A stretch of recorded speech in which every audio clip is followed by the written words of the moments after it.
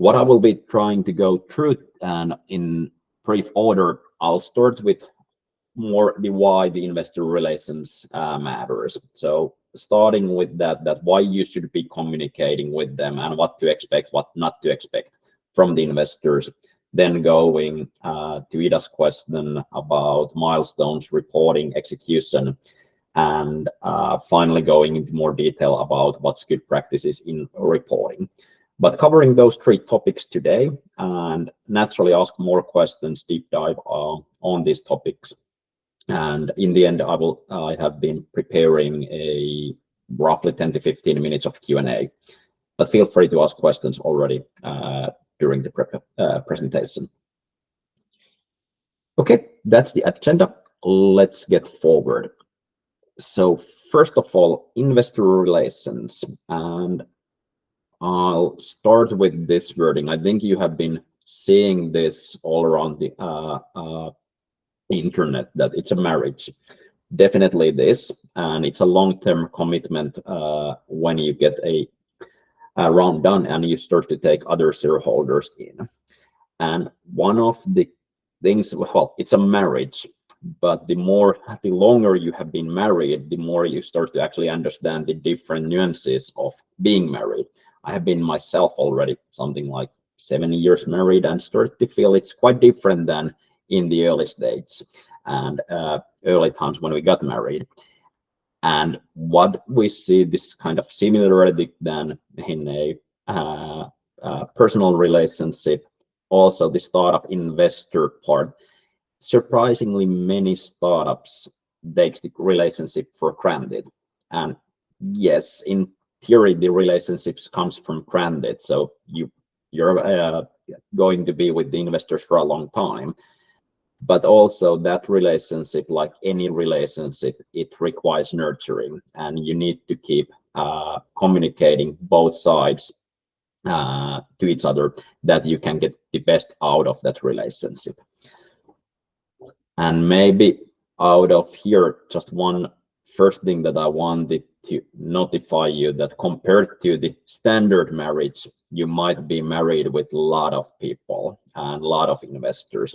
So I think the presentation that I'm going to share is more around that if you are having a longer cap table, you have multiple angels or multiple VCs there, then the more important it is to be structured with your investor relationships. Of course, naturally, if you have just one investor, there may be one angel or one VC fund, this comes much easier to nurture those relationships. But first of all, thinking this active versus passive, if you have a longer cap table there, it's quite for sure that you will have different levels of activity of the investors. And the more you continue forward on the later rounds, the likelihood of some early investors become passive while they might have been active in the first part of their journey.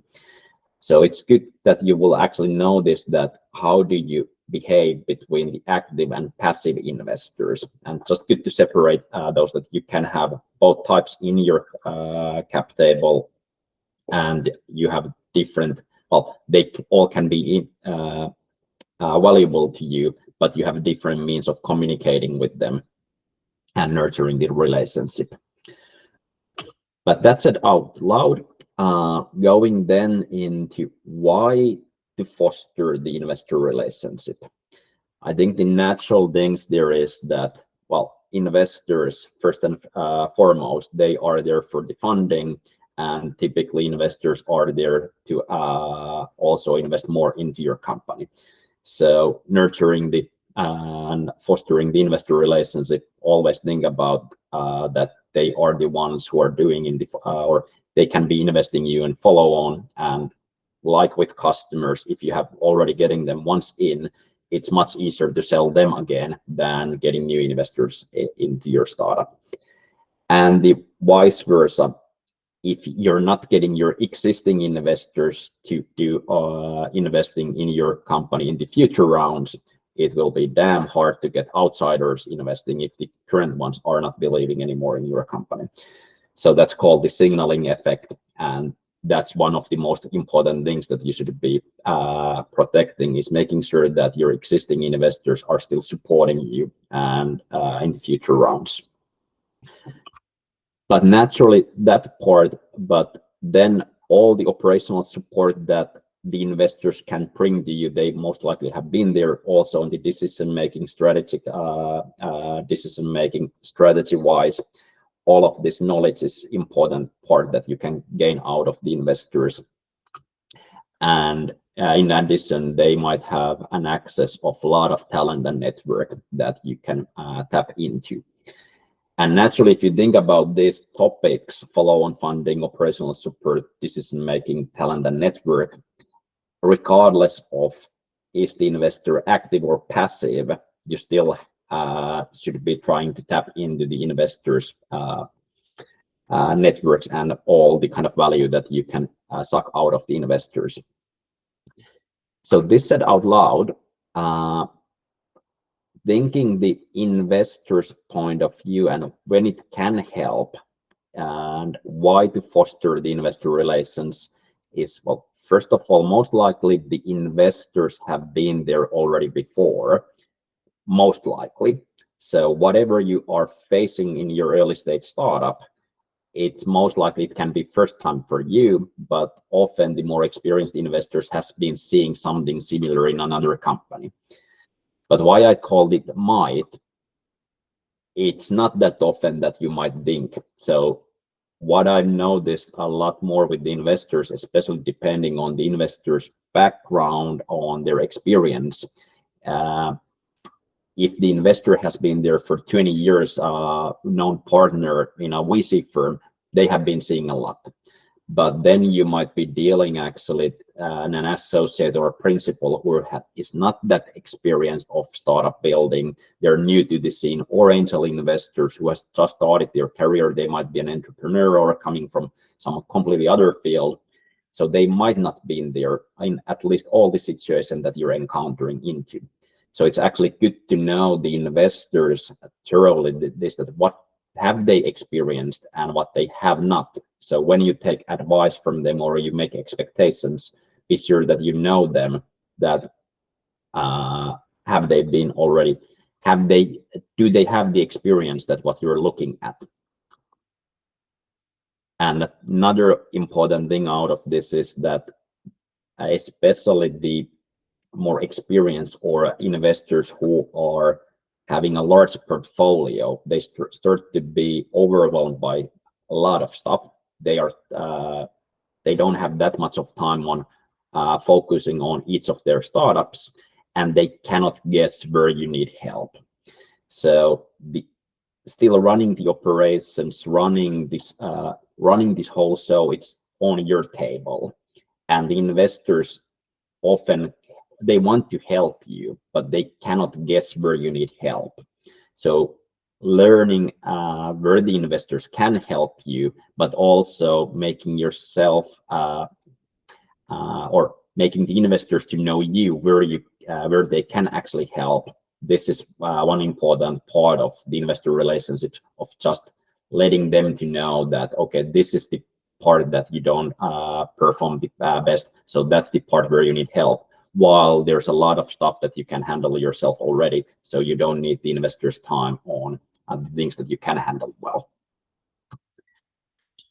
So importantly, get to know your investors inside out, not only on the board meetings or just on a reporting purpose, but get to know them more in their experience level, personal level, what they have been doing in their past, what type of situations they have been solving. So spend time with the investors.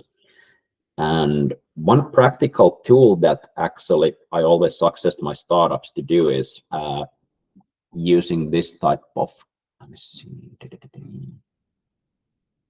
now it started working. Sorry. This is one practical tool that I suggest my startups to do on their investors and advisors, and also on their own team.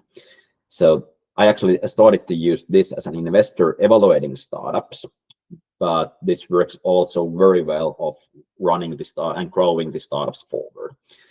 What this tool is all about is mapping out your current team and their experience in two things. So first of all, what is their domain expert, sorry, not domain expertise, but the functional expertise. So are they, do you have a team members who are experienced in sales, marketing, software development, product management, legal, finance? So map your current team's experience, and then map also the advisors or investors experience, and not map only from a this functional side, but on the other axis map where the stage of the company where the experience comes. So what you can do with this is actually that you'll learn that you'll get right type of advice, and you get basically that also fitting to the right stage. So if you get advice from, let's say, the typical Finnish example of Nokia people who have been in a mature company, those advices or the tools that and advices that type of advisors might have very often doesn't fit to early stage, and the vice versa. If somebody comes with very early stage 1-2 person team experience, that how do you run a 20-person company, 500-person company, or a 1,000-person company, they don't fit well together. So it's important that you would have this different level of experience there. So functional experience and also the stage experience. And how this tool actually works, I'm just giving you a kind of investor glimpse of this. This is actually one of my earliest investment or companies that I invested into, and this is as well. And you can guesstimate out of these investments which one is doing better. So when I invested in both companies in 2019, I actually invested in quite the same valuation. They were roughly in the same revenue level. Both were kind of early seed rounds, and I don't think it's hard to actually guesstimate which one is doing better. But the point of this that they looked at the time very similar. So metrics were similar. I actually liked the company based deck, how they presented the story better. But this team was just early. They were just out of the university, really bright people, while this team, they were experienced 50 years old people from McKinsey and consulting people who were experienced on building stuff, and they knew the early stage. Also, we had a big advisory group there who could actually teach them all the time. And naturally, what has practically happened after this is that this company is just raising their B round at the moment, and I think there's some. I invested then when they have 5K MRR, and now they're doing something like 600K MRR, so growing quite nicely. While this one, it's not doing bad, but this one is they pivoted into consulting, and it's a 5-6 people company at the moment, making $500,000 of consulting revenue. So it's not bad. It's growing into a nice company. But the sheer problem of this one that was that we couldn't teach, or they couldn't learn fast enough all the things they needed to learn, and we couldn't teach them. So although it's easy to teach early stage what you need to have in sales or do kind of product management in the really early stage, you don't need to do things that well. But the more you grow, the more you need to become expert on that field. And then if you don't have enough team there, enough talent and enough experience, it comes almost a daunting task of learning everything first time. And naturally, this helps you also to map out that where do you need that experience. So what do you look from the advisors, what they can do. So going back to this company, well, I'm still laughing for this investment that we invested here in the idea stage here, and it was a software company, we knew instantly that, okay, they lack basically software experience and they're still doing software. And 6 months after that investment, well, we needed to do the whole software around and hire a proper CTO, getting them their technical team insourced and so forth. But it actually tracks well that could we evaluate on that time well enough the software, and the states not really. Our advisor was okay, but we didn't put enough effort into here. So naturally this kind of spots out that where you need to focus, and this helps also you to communicate to the investors that, hey, this is what you have, what type of advisors you have, but can you bring us experience on software development or finance side? So it helps on just finding the gaps. Anyway, that's one of practical tools of how you can just keep up mapping out your investor relationships.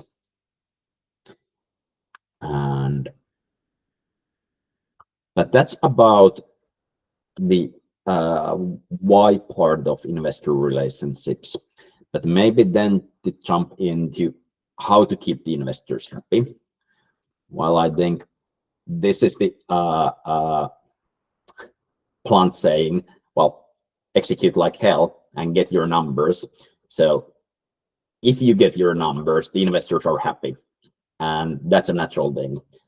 But now today's talk is more about if you don't get the numbers, or how do you actually, so what if you feel that you don't succeed? What if you're not getting into your numbers?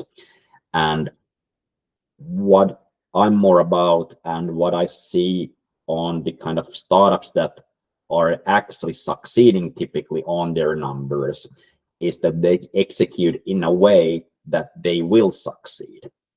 And what this practically means is that they're doing very often systematic way of execution, and that enables investors, other team members to join in and make sure that the company succeeds. So in a way, putting the other words around this is very often that even if the founder or a founder team is very good doing things themselves, when the company starts to grow, when you start to run a team, you run a team in a different manner than you execute by yourself. And going into this team management, how do you get the best out of the team, investors being one natural part of it, that how do you get the investors participating in your story forward?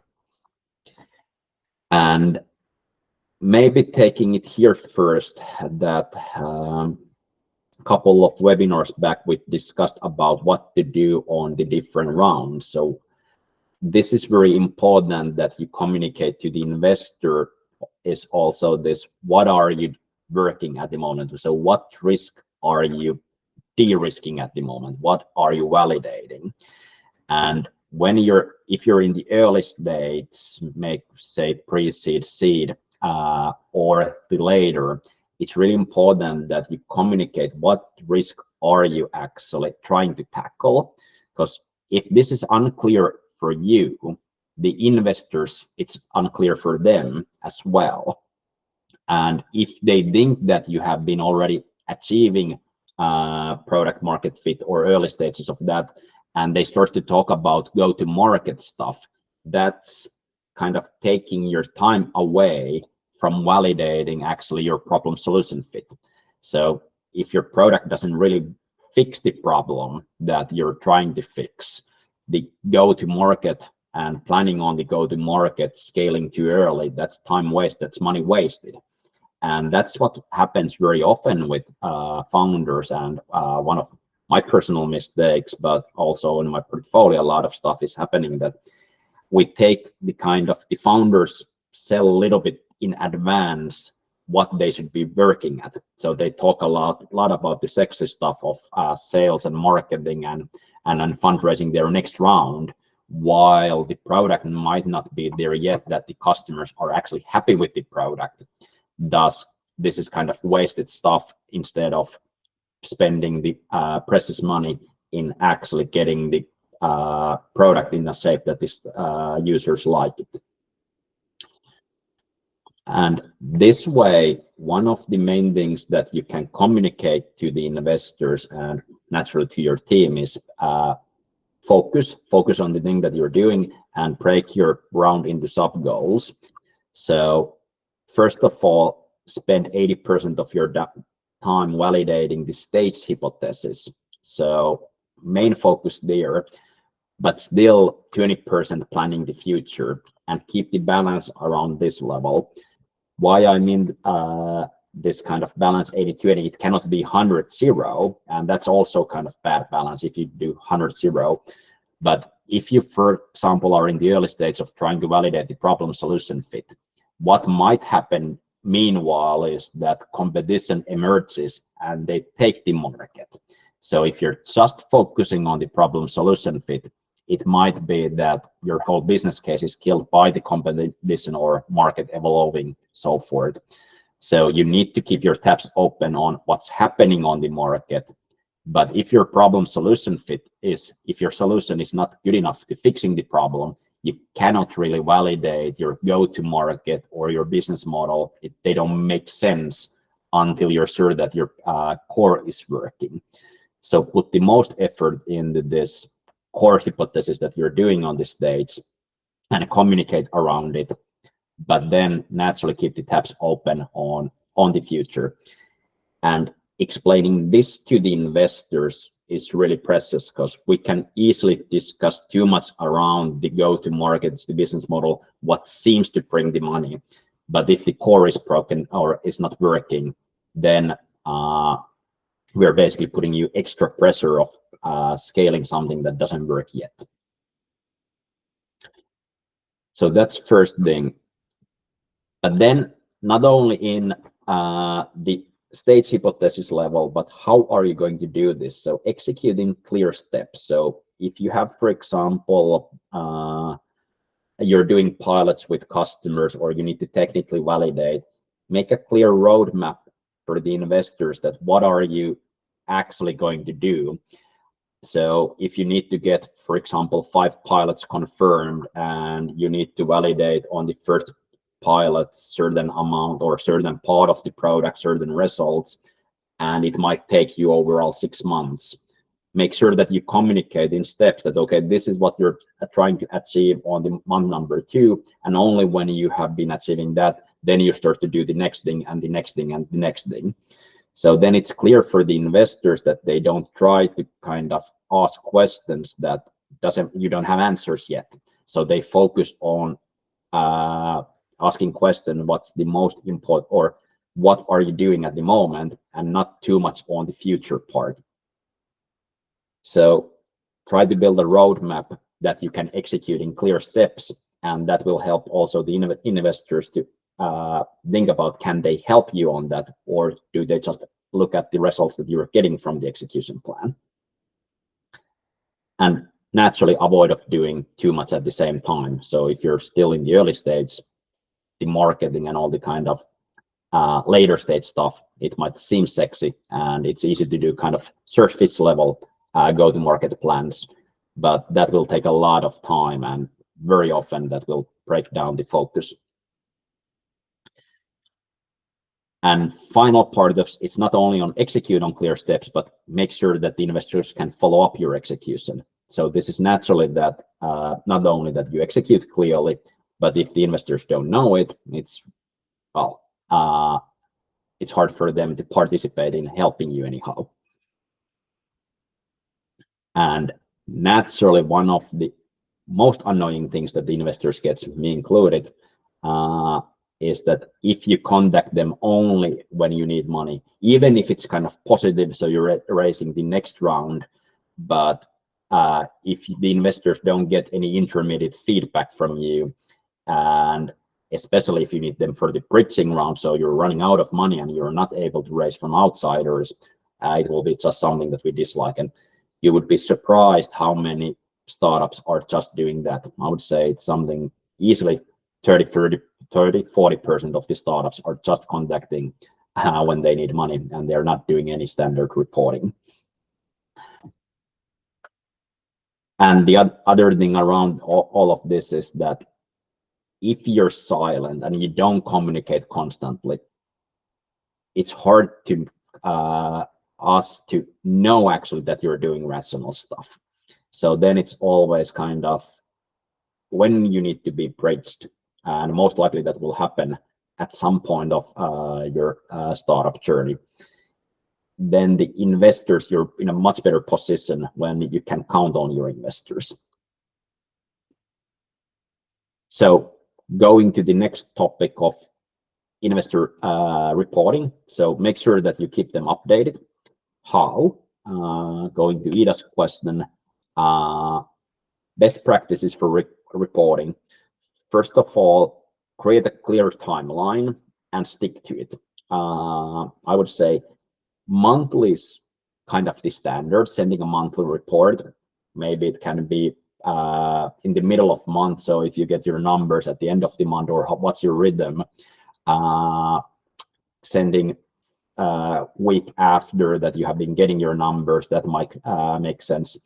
Or I'm seeing also quarterly reports, but I success the monthly personally that it's small enough effort that there's, if you do quarterly, there's happens so much of stuff in a quarter that it's hard to actually condense it. When you do it monthly, you start to get a routine in, and it's enough condense, enough small bats that you can easily write to it. But not only, so create a timeline, agree with your investors with that one, and stick to it.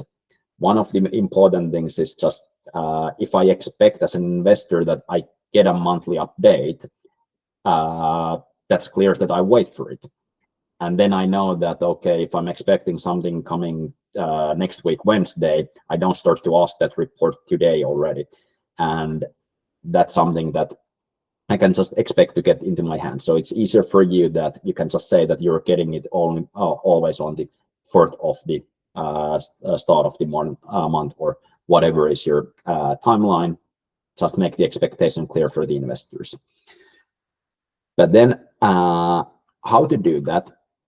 Well, important things is here that when you start to create the timeline, it might be that you don't have always much to update. So it might be that the numbers are stagnant or there's nothing really progress in your plans. Hopefully there is, but the important thing is to notice that no news is actually important news. So just updating also this that, hey, nothing, or we're still doing the plan, but we haven't been progressing forward with it. It's an important thing. So the investors knows that there's nothing bad at least happens. But typically that when we hear nothing, we start to feel that, okay, something bad is happening. But just writing out that, hey, this is where we are going and sending it out. Those reports don't need to be always kind of greatest achievements. Just tell what you have been doing. And use a template. There's a lot of different good templates for this. If you have a VC, most likely they will give you one. Different angels have a different kind of policies on are they actually providing templates or good practices. Some are not. I would say VCs are more often providing these templates. They have at least have a legal need of needing your numbers, but also kind of the highlights, lowlights of the month. But I will share you in the next slide a couple of example templates, and no need to invent the wheel, just report. That's a more important part here.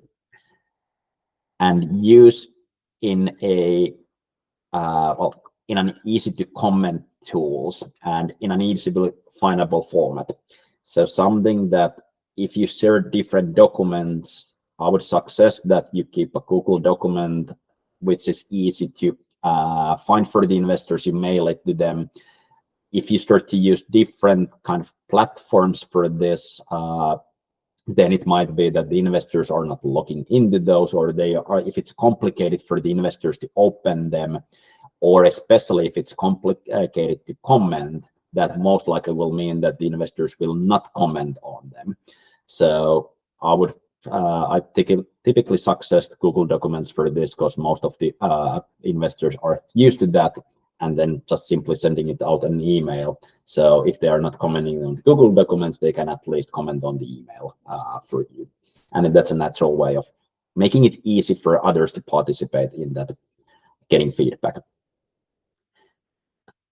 Here's just one example of how Antler is doing their monthly investor updates and what they're asking from their companies. What you typically see here is a high-level summary, something that, okay, how well did the month go, depends on what you were doing on that.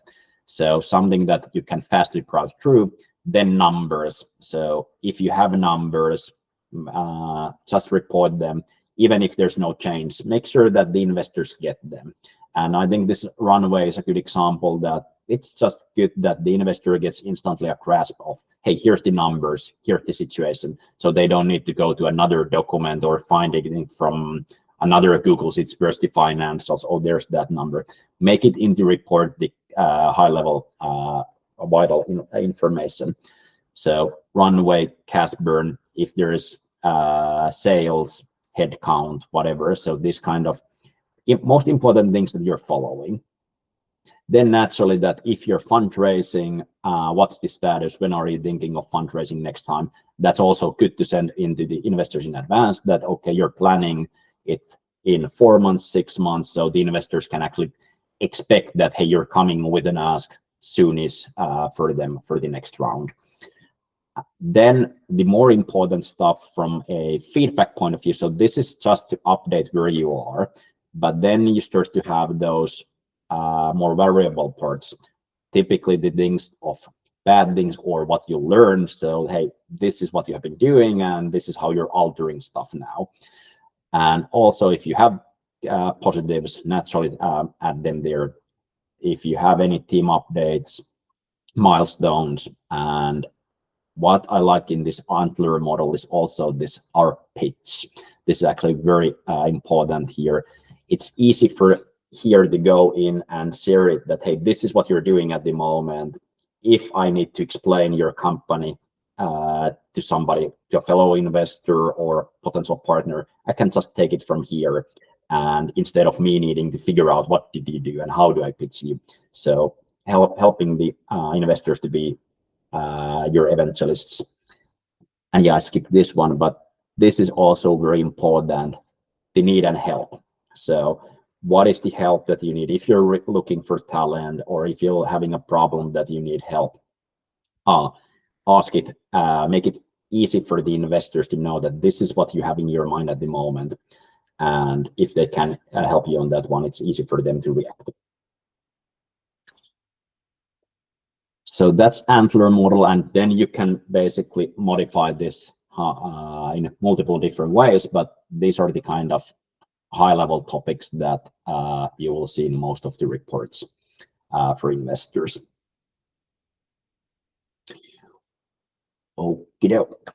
Then before heading to the Q&A, couple of extra points. Naturally, when you're going or executing your plan forward, try to keep your startup fundable all the time. What I mean by this is that, well, first of all, what means being fundable is that cash is king. So being able to have cash and being able to be in a position to use it is important. So if there's a market opportunity and you see it or you need to get new talent in, being in a fundable condition, so meaning that you can get more cash into your company fast if there's a need, that's something very advantageous this for your company, that you can act fast if there's opportunity. So try to get into a position that you can use cash faster than maybe your plans are, if there's a possibility for that. So maybe one way of doing this is enable your company to be able to raise between rounds. So even from new investors, but also from existing investors. So the closer relationship you have with existing investors, the easier it's to raise more between rounds. But also, if you are keeping your documentation, your plans clear, it is easy to, or it would be very lucrative for you if you can take, for example, industry advisors or known angels who can help you go into a market between the rounds, and you have your documentation, your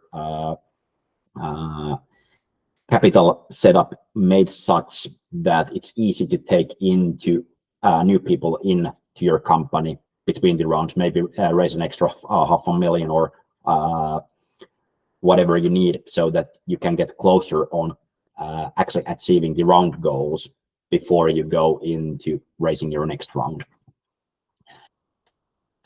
And yeah, this naturally I also said, so make sure your current investor supports you in a bridge round and follow rounds. So I think this is the most crucial thing that you at least, so this kind of the must have. So if you're not getting support from your existing investors and you need the bridge round, the follow-on round, then you will have a lot of difficulty raising your upcoming investments if that's the need for your company. So keep your startup all the time fundable, and naturally you do that by discussing with the investors and managing your investor relationships. Okay, that's my part of today. Maybe heading to the Q&A part. Good one, Anton. Would you suggest to be proactive and send stuff investors even if they don't ask it? Yes. So definitely yes, in a reporting side. So there's good to understand the difference of reporting and this active passive, that if so this no news is important for us. Why? To keep the timeline. So if I expect as an investor that I get from you a monthly update, I don't want to send 2 days before that, hey, are you going to send that monthly update? Because I'm looking at them. I will not communicate all the time, by the way, I'm going to look at your email. So in that sense, it's very important that you proactively send those. And even if the investors haven't been demanding you monthly updates, being proactive makes it sure that you will be on the investors' knowledge. They know, they at least have the possibility to be updated of your status. So if you send a monthly update and you send today that, hey, we're going to start raising in 4 months, 6 months, the investor will not be surprised. And at least you don't need to feel bad of surprising the investors for that, because you have been doing your part. So it's very important to keep proactive here. And maybe the other side of this coin is that don't expect, especially the passive ones, don't feel bad about that they don't react always. So I have 40 portfolio companies. There's a lot of reports that I get and I'm not reacting. So if there's nothing that needs my attention, why would I react to that?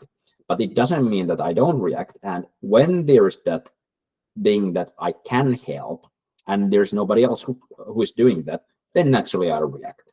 But it might be with some companies that it's once a year, with some companies, and when there's more project that fits to my table, I might be really active with the startup. But it's important to kind of know this, that when a investor is going to be very active, so calling you daily, calling you weekly, or you have a lot of emails going on, versus that they can be passive for 6 months, 12 months. The same goes for if you think about that the investor's talent is around recruiting or fundraising, or if it's a more technical advisor, just try to update everybody with making the updates easy for yourself, but then updating everybody and keeping everybody in the loop. That's important.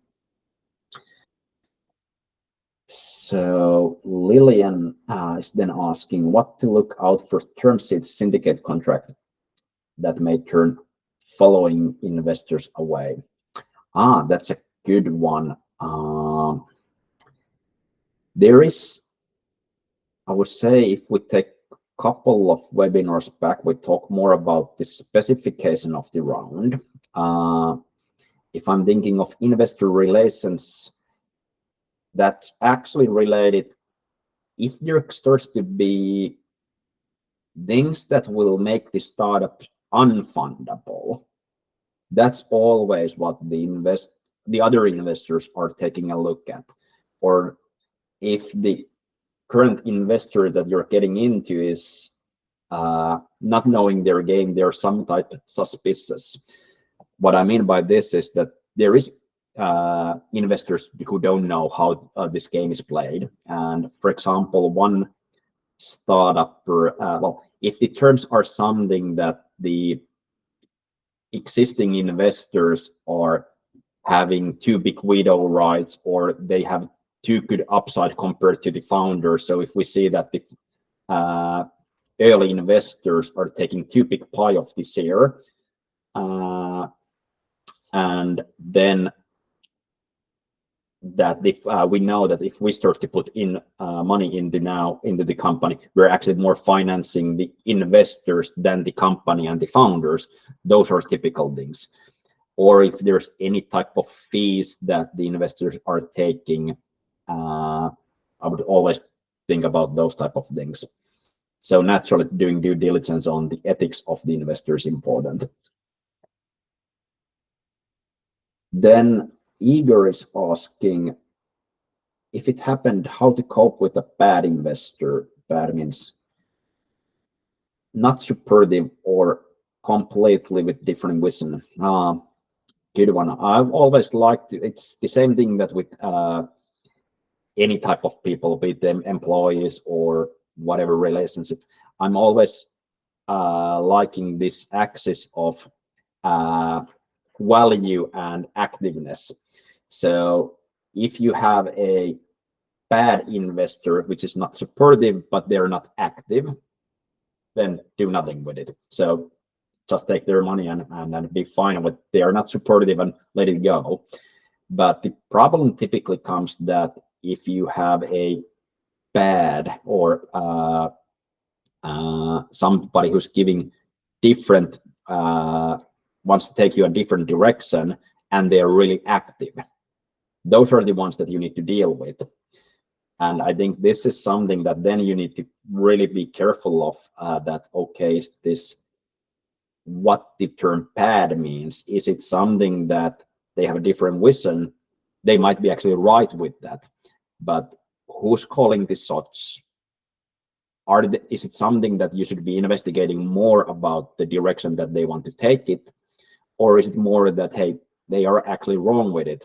And if they're still vocal on it, then you just need to deal with them and try to try to make them understand the situation. But I think the kind of problem typically occurs that if you have been deciding that you go somewhere, you have been discussing the investor's point of view and they still continue interfering you. So if it becomes a hindrance to you, then you need to act on it.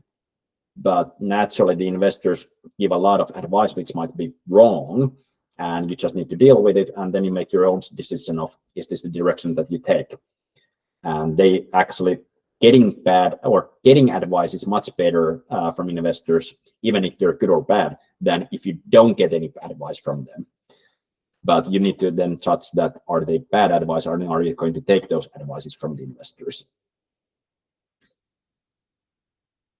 Now, hopefully that answered Igor's question. Then Anton, I'll take still Anton's and Ida's questions, and then let's start to wrap it up. Anton's, would you say we need to teach investors how we want to communicate? Same as sometimes we need to teach positive? Yes, definitely yes. But then teach, I'm just maybe here with the word teach. It's an agreement both sides, and it needs to work for both sides. So if you have a VC who has a legal obligation or something that they need to communicate to their LPs once per month, well, that's kind of dictated by the LPs and the VC then. But then if the investor doesn't matter, then you tell them. And it's kind of how it works for you, but also how it works for the investor, and try to find the right balance.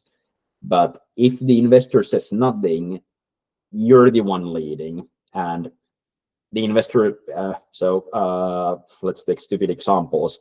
I'm investing into a lot of stock listed companies. I have nothing to say when Nokia reports or does things. I just get everything. It's done by Nokia, and that's it. So, and I'm happy with it. And I don't do anything to try to make it change how Nokia reports to me. So there's a kind of, you still lead the game, but if I would have some feedback how to do it better, naturally you should be listening to that. So hopefully that answered Anton's questions. And then let's take Ida's questions. Dale, what are your recommendations for a situation when you have several investors and they have strong conflicting expectations and strategic directions? This is a great question. How to work. So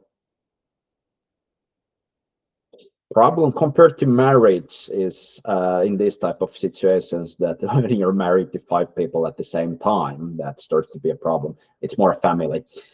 It's more a family issue. I have 2 kiddies and a wife. So and my wife has a big family behind. So it's kind of knowing these, but I would say it's kind of the similar. So I'm not going into my family issues more than that.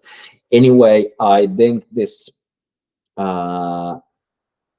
My first experience, maybe I'm taking my first experience when I was 21 years old and having my first board with 3-4 different experts whom I was all looking up that naturally when I was 21, they were 50-year-old bald white male, which were coming from the industry who knew a lot. I looked them up and I was really screwed up at the point that they were having conflicting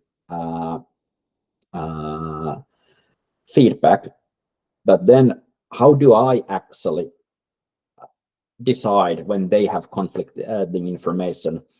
Well, I was still the only person who can decide what the company is going to do.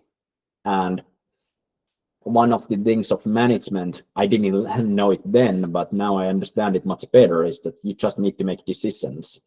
And then how do you manage with the 5 investors? It's basically putting those different investors into, well, making it open that you're having these conflicting demands from the investors and openly sharing it. And hey, this is the reasoning that you're doing this way versus that way.